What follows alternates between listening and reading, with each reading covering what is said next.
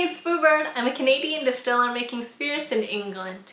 If you're interested in distilling or the drinks industry, then this is the channel to subscribe to. Today, I'm with my boss, Adam Culpin, here at Boothstown. And what are we doing in today's video, Adam? So in this video, we're going to be making our Boothstown rum, starting to look into different recipes for that one. So we'll be showing you how we use our AIRSTILL to make a Boothstown spiced rum and a Boothstown dark rum.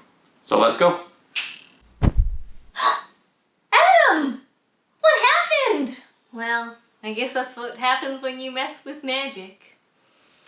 I'll have to start looking for a new job now.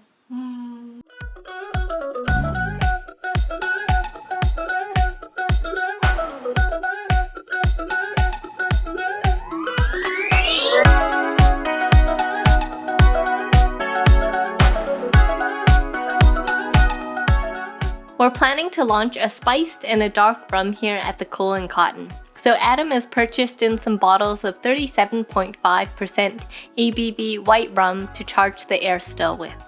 We're just using the AIRSTILL to experiment with different rum recipes, and we'll later scale up and do the main distillations in our 50-liter hillbilly still Tessy. The AIRSTILL has a capacity of 4 liters, but we charge it with 1 liter, which isn't ideal since you run the risk of running the AIRSTILL dry. But the white rum we buy in is around £9 sterling per liter, so that makes for a pretty expensive experiment. First, we'll go upstairs to measure out the botanicals for our spiced rum and our dark rum recipe. The initial recipe for the spiced rum includes star anise, cloves, black peppercorns, vanilla pod, ground ginger, cinnamon bark, allspice, nutmeg, lime peel, and grapefruit peel. Our initial recipe for the dark rum includes colourants, raisins, orange peel, dried lime peel, vanilla bean, black peppercorns, cloves, nutmeg, allspice, and cinnamon.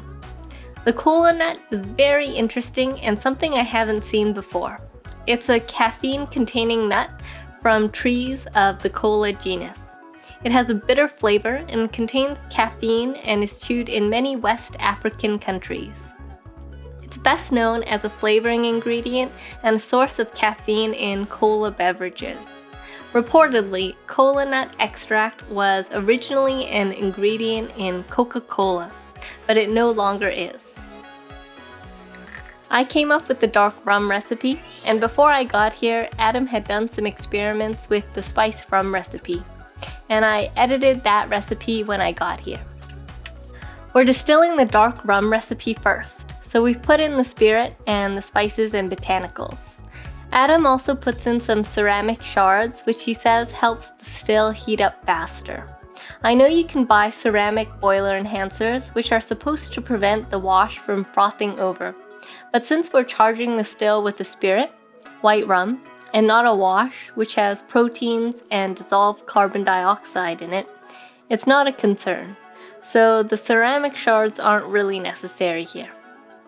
I'll turn the AIRSTILL on, and when I see the first drips coming out, I'll turn the AIRSTILL off and let the spices and botanicals macerate in the hot liquid for 15 to 20 minutes to try and get more flavor from them. After that waiting period, I'll turn the AIRSTILL back on to keep collecting spirit. We'll collect the spirit until it no longer tastes nice coming out of the AIRSTILL, and that will be around 28% ABV. We collect 500 milliliters of spirit at 69% ABV.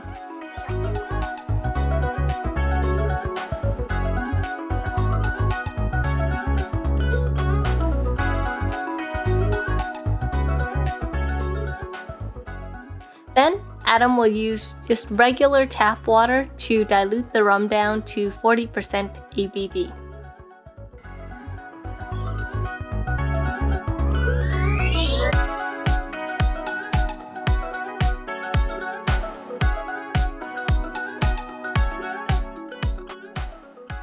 Adam also made his own caramel upstairs using white sugar and some water.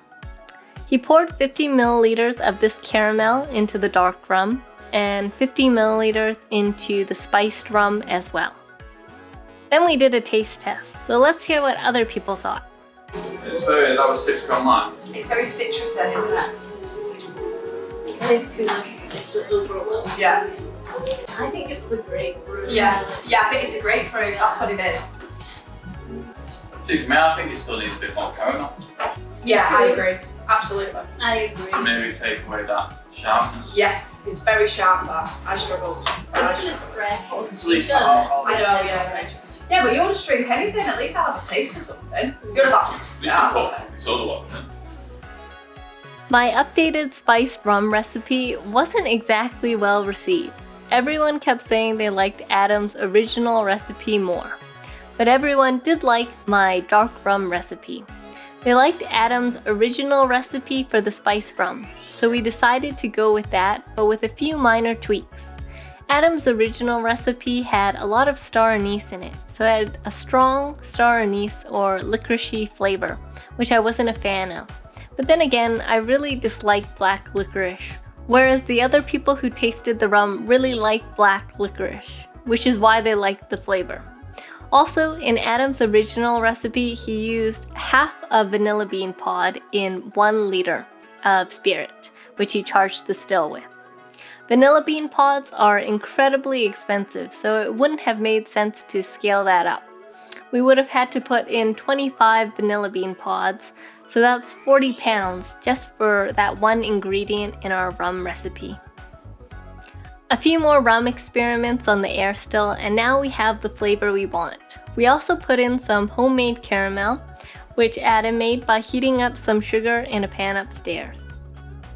The caramel gave both our rums this pretty yellow golden color and a sweet finish. Adam wanted to experiment with the color of our samples as well, so we tried soaking some whiskey cask oak chips in the rum to impart color and flavor to the rum. I think Adam accidentally ordered the wrong kind of oak chips though. These chips are meant for the barbecue, and the label says whiskey flavored chips, keyword being flavored, so I suggested we order some proper toasted oak chips or sticks. We ordered some proper charred oak sticks from Amazon, and it did impart some color to the rum, but of course it gave it an oaky flavor, which wasn't desired since we were already happy with the flavor. At this point, we were just trying all sorts of different things out, like macerating some raisins in the rum and also adding some natural food colorants in.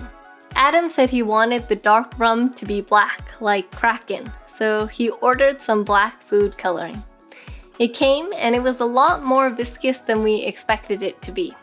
Adam put 3 drops in, and you can see the coloring plop straight to the bottom. He shook it all up, and you can see because the paste is so viscous, it turned the rum this murky color. I was surprised that Adam liked the color of it, as he said they were going for a black color like Kraken. But if you actually hold the bottle of Kraken up to the light, you can see the liquid is actually a dark brown color, and it's clear, whereas ours is murky black with a green tinge. This isn't really a surprise, since if you go onto any website like Color Blender, you can see what happens when you mix black and yellow together. The dye didn't seem to be right, so I suggested that we instead add some of the natural red food coloring that we also use for our strawberry gin. It turned the rum this amber color, which I thought was nice, and the color was distinct from the color of the spiced rum we had. Later, we also found a less viscous kind of natural black food colorant.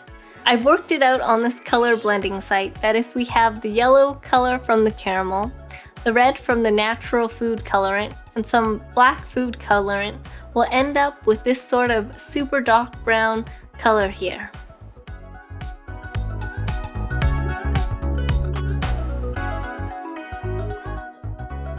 Well, I've had a really great time working here at Adam, so let's make sure to keep in touch.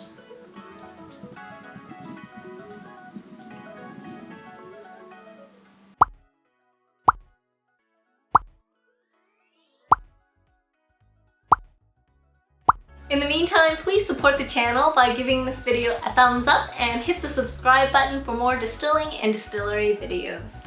This is Brewbird and Adam, sending good vibes your way. We'll see you next time!